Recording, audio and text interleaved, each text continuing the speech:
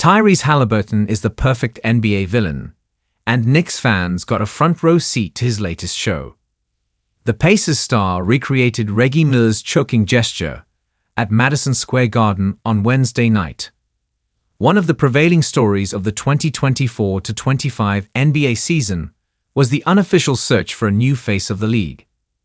LeBron James and Stephen Curry are getting older, and whether it was James or Michael Jordan or Magic Johnson and Larry Bird, the NBA has always been best contextualized through an unspoken protagonist, and the standard they set has become almost too high for any modern player to reach. There's a drawback with everyone. Is Jason Tatum entertaining enough?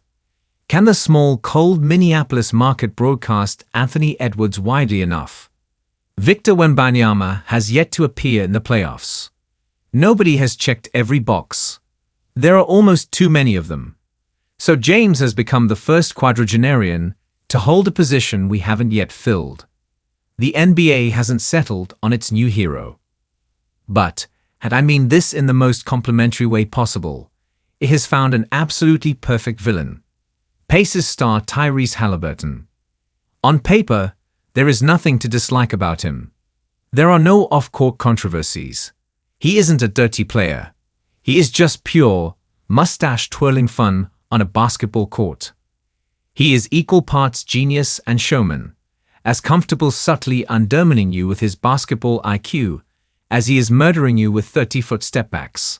And once he's beaten you, no matter who you are, he's going to dance on your grave. We're talking about a player who busted out the famous GameTime celebration in the future Hall of Famer's face before he even played in a playoff game. None of us should have been surprised when he prematurely copied Reggie Miller's choke gesture at Madison Square Garden on Wednesday.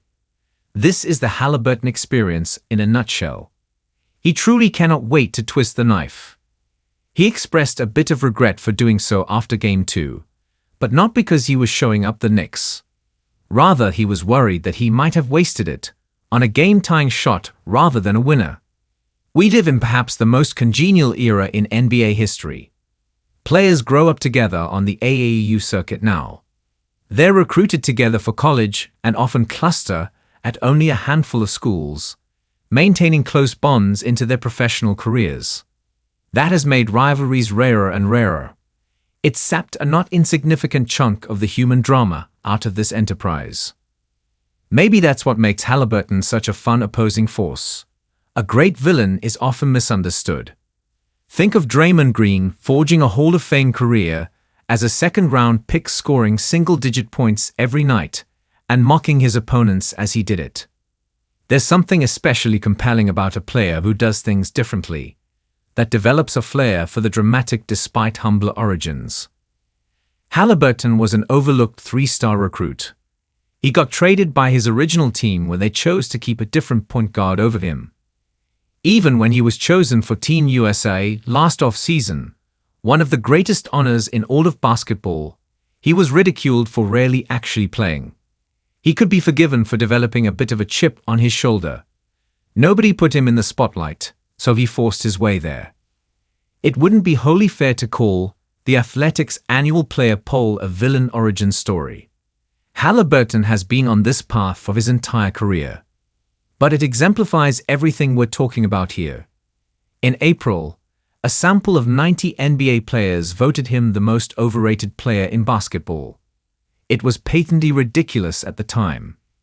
He'd been playing through a hamstring injury for basically a year. He'd already taken a team to the conference finals, something an active MVP winner in Joel Embiid has never done.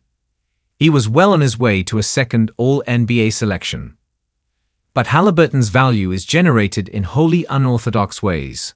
He is not, in the traditional sense, a bucket. He is not the standard star guard who scores between 25 and 30 points every night by beating unsuspecting defenders off of the dribble and nailing contested mid-range jumpers. This is not what we think of when we consider the protagonists of NBA history.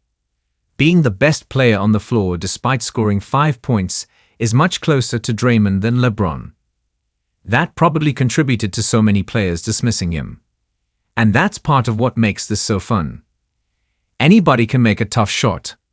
What Haliburton did at the end of Game 1 of the Eastern Conference Finals on Wednesday was more impressive, and certainly more unique, because of what led up to it. I want you to look at where he is on the court with 3 seconds remaining on the clock.